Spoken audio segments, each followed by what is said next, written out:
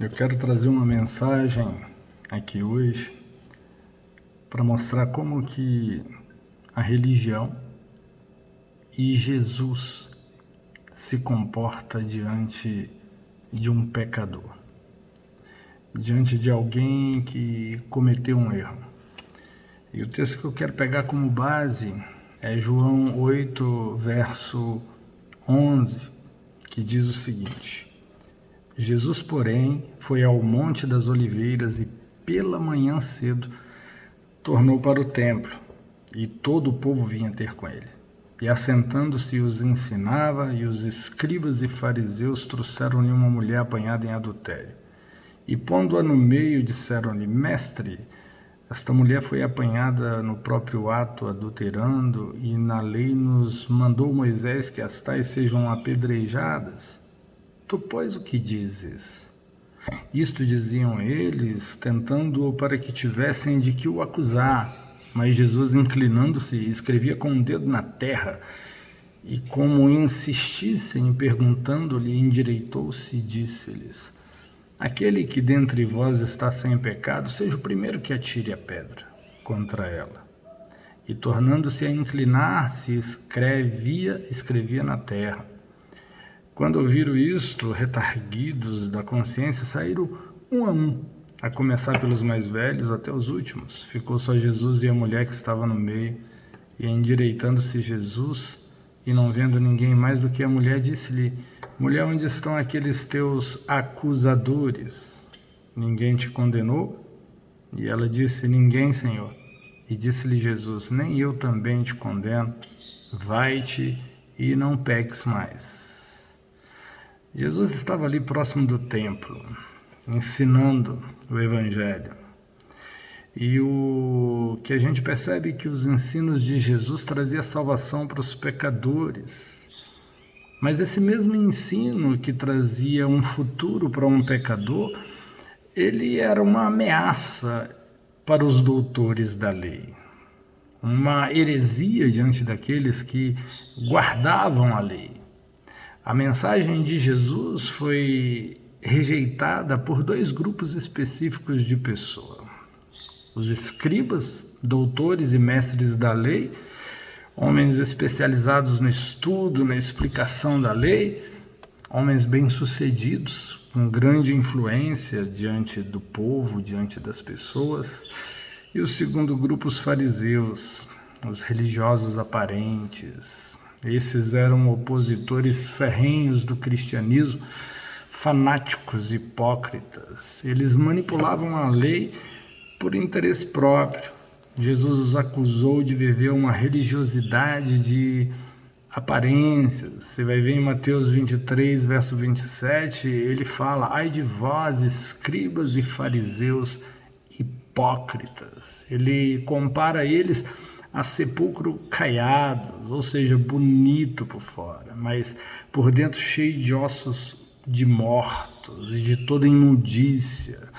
Ou seja, esses religiosos, eles têm aparência, mas por dentro, no seu interior, existem muita morte. São pessoas que se acham perfeitos demais para acreditar que precisam de um Salvador, para acreditar que estão debaixo de uma maldição. E Gálatas 3:10 vai dizer: todos aqueles, pois, que são das obras da lei estão debaixo da maldição. A mensagem de Jesus era muito pesada para que essas pessoas, esses religiosos, a aceitassem. Todos aqueles que são das obras da lei estão debaixo de maldição. Esse cara realmente está querendo dizer, esse tal de Jesus está querendo dizer que eu estou debaixo de maldição. Eles eram perfeitos demais para estar dentro de um contexto de maldição. Então, a partir daí, eles se tornaram perseguidores de Jesus. Tentaram pegar Jesus de todas as formas. Então, eles trazem uma mulher pega em adultério. Veja, eles não estavam se importando com essa mulher. Eles queriam apenas pegar Jesus. Essa mulher era um instrumento para Jesus cair numa armadilha. Eles não se importavam com a lei de Moisés. O alvo deles era Jesus. O objetivo era desconstruir a mensagem que Jesus pregava, colocar Jesus em descrédito. diante da multidão que estava ali à volta. Havia uma multidão ouvindo Jesus naquele momento. Então eles queriam mostrar que a mensagem de Jesus era uma mensagem contraditória, desconstruir esse homem chamado Jesus. Esse era o objetivo dos religiosos naquele tempo. Então eles trazem essa mulher pega no ato do adultério e colocam diante de Jesus. E eles perguntam a Jesus, a lei de Moisés diz que essa mulher deve ser apedrejada. O que você diz, Jesus? Se Jesus diz apedreja, ele está indo contra a mensagem que ele anunciava. Se Jesus diz não apedreja, eles diriam, ele está quebrando a lei de Moisés, ele está indo contra a lei de Moisés. Eles queriam pegar Jesus e a armadilha parecia ser perfeita. E Jesus abaixa e com seu dedo fica ali escrevendo no chão, ele não responde de imediato. E ao redor do templo, ali onde Jesus estava pregando e ensinando aquela multidão, o chão é todo em pedra, então Jesus fica passando o dedo na pedra. E quando eles disseram, ela deve ser apedrejada, e eles continuam afirmando, e Jesus ele coloca o dedo na pedra. Isso me lembra de um episódio, Êxodo 31, verso 18.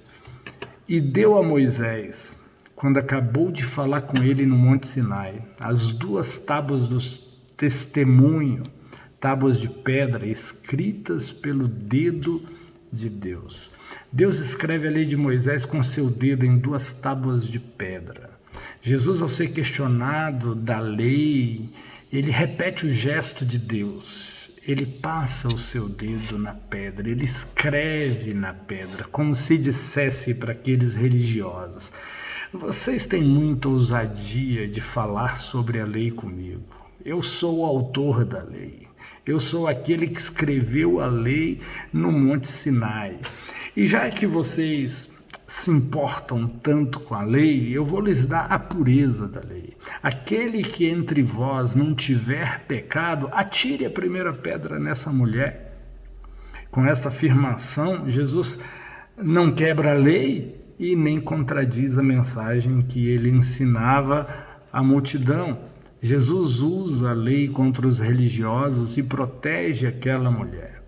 Só alguém sem pecado poderia apedrejá-la.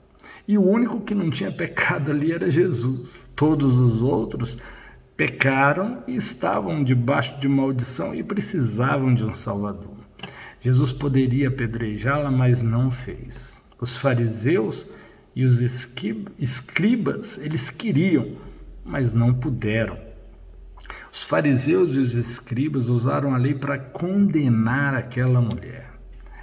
Romanos 3,19 vai dizer: ora, nós sabemos que tudo que a lei diz, aos que estão debaixo da lei o diz, para que toda boca esteja fechada e todo mundo seja condenável diante de Deus. Por isso, nenhuma carne será justificada diante dele pelas obras da lei, porque pela lei vem o conhecimento do pecado. Eles usaram a lei para trazer o conhecimento do pecado. É exatamente para isso que a lei foi criada, para que toda boca esteja fechada e todo mundo seja condenável, para que todos saibam que precisam de um Salvador. E Jesus se abaixa pela segunda vez e escreve novamente na pedra. Isso me leva a Êxodo 34, verso 1. Então disse o Senhor a Moisés: lavra 2 tábuas de pedra, como as primeiras, e eu escreverei nas tábuas as mesmas palavras que estavam nas primeiras tábuas. Quantas vezes Deus escreveu os 10 mandamentos ali no Monte Sinai? 2. Quantas vezes Jesus abaixou e escreveu ali naquela pedra ao lado do templo? 2 vezes também. Jesus, ele estava querendo deixar claro que a lei, ele era o autor dela. Ele era aquele que havia inspirado e escrito. E daqui a pouco, esses homens, eles perceberam que não tinha muito o que fazer ali, porque a armadilha que eles armaram para Jesus não funcionou. E um por um saíram todos, e ficou só Jesus e a mulher. E ele olha para cima e disse à mulher: cadê os seus acusadores? E ela procurou com os olhos cheios de lágrimas e disse: mestre, não sobrou nenhum. E Jesus disse: nem eu também te condeno. Vai e não peques mais. Jesus remove a condenação que a religião queria colocar sobre aquela mulher.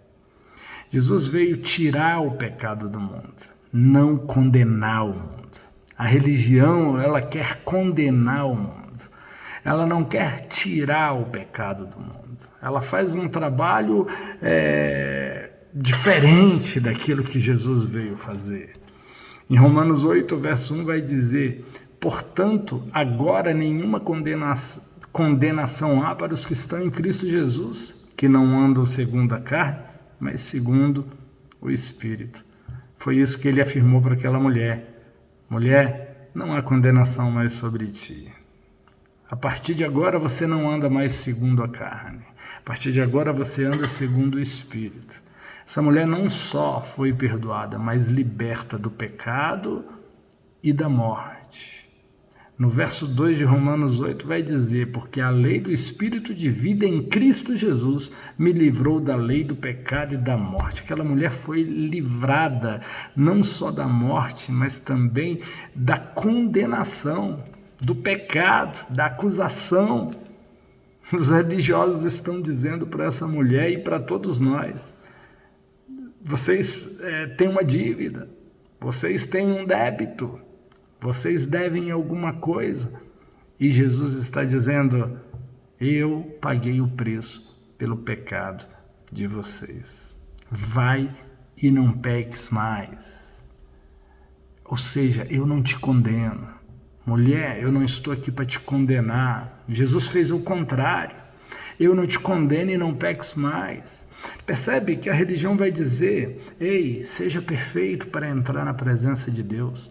Mas Deus disse a Abraão: Abraão, ande na minha presença e ser perfeito. É o inverso. Quando você se relaciona intimamente com Deus, quando você está na presença de Deus, quando você se relaciona com Ele, quando você gasta tempo na presença dEle, você é aperfeiçoado.